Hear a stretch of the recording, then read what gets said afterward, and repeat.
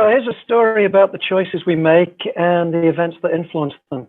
2 years on from the World's Columbian Exposition, America's first automobile race started from the Midway Plaisance in Chicago's Jackson Park, which had been the heart of the 1893 World's Fairgrounds.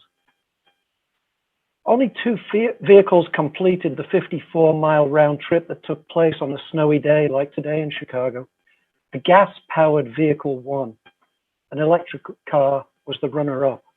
And in that moment, the motor car was introduced to America. The electric car is a forgotten footnote, and an accidental choice powers the 20th century with fossil fuels. About 100 paces south of the starting line for the race stands the site for the Obama Presidential Center, a beacon intended to commemorate America's 44th presidential legacy and act as an economic engine and catalyst for revitalizing surrounding neighborhoods where inequity and struggle are rampant. The Obama project has been controversial, mostly because of the absence of what many in the community see as a lack of true engagement. At the School of the Art Institute of Chicago, I challenge my graduate students in a quest for equity and justice for human and ecological health through inclusive architecture and design. This is part of Andrew Pfeiffer's solution. In our normal world, the culmination of these design explorations is the critique. Here, my faculty colleague, Tracy Weil, engages in conversations with student Rula Zuor in a panel held in an architect's office in downtown Chicago. While Jessie Lefree, another faculty colleague, inquires of Rensa Guo. Appropriately, these students share their work in the company of Mies van der Rohe and Bertrand Goldberg's projects. That shadow is part of the responsibility and privilege of training and practicing as an architect in Chicago. It's all firsthand. At least it used to be. Here's the new normal class yesterday at SAIC. The novelty of being stacked like the Brady Bunch has made way for the serious business of creative practice and invention at one of the most respected schools of art and design in the world. Yesterday's field trip was supposed to begin at the start line for the infamous automobile race and conclude under the eaves of Frank Lloyd Wright's Roby House, through the courtyards and architecture of the University of Chicago. We did it via Google Earth.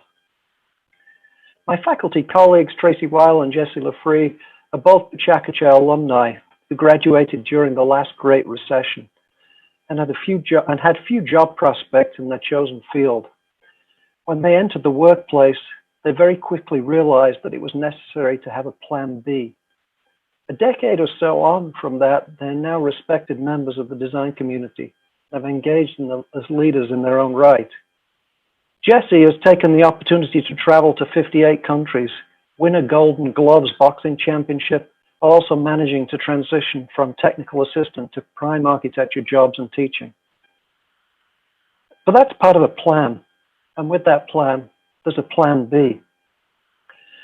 Tracy's alternate career leveraging an architectural education led straight into 2 Obama presidential campaigns as part of his design team and a role in organizing for Action, a nonprofit community project advocating for the agenda of the former president.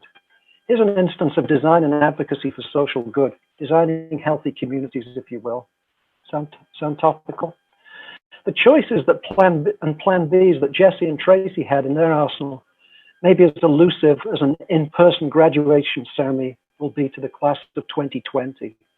The smartest, best educated class of creative professionals may not even have a service industry job as a backup. I'm deeply involved in the leadership of the American Institute of Architects. In the last month, we've pivoted our outreach, knowledge, and advocacy efforts towards responding to COVID-19, to supporting the work of our members in service to our communities. I'm particularly proud of this white paper my colleagues have created to address the pandemic through the adaptation of existing buildings into alternative care sites. This is a cross-discipline effort led by an architect leader in public health policy. It's a document that's helping architects, governors, mayor, and healthcare administrators make informed decisions that are helping to save lives. If your community is preparing for a pandemic event, here's the tool that will help you evaluate if a building can be an effective handler of patient care. This has now been in use since March. It was prepared over a 7-day period during an alert phase of this pandemic. Ideally, we would have had it ready during the inter-pandemic phase. We know that for next time. One of the striking things about our response as architects to COVID-19 has been the realization that the World Health Organization had not considered shelter among the factors of preparedness for a pandemic. Food, water, telecom, transport, finance, law and order, defense, and health are all there, but shelter is not. While we're in the response and hopefully soon in the recovery period of pandemic risk management, we're concurrently in the preparatory and already response period for weather events that strain our infrastructure and built environment. The time for enormous investment in human and ecological health is nigh. COVID-19 has been an accelerated analogy to the looming crisis with our climate. The time for unified dedication to environmental stewardship, making that choice is now.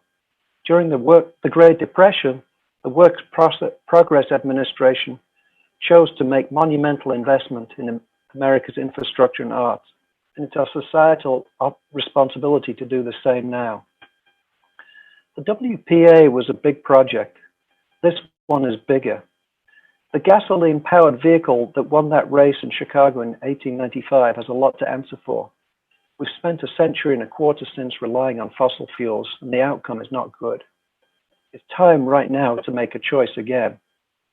And as part of the world's largest design organization dedicated to design, it's time for us all to show the world what design can do. We must make an investment in the students that are graduating right now. Thank you.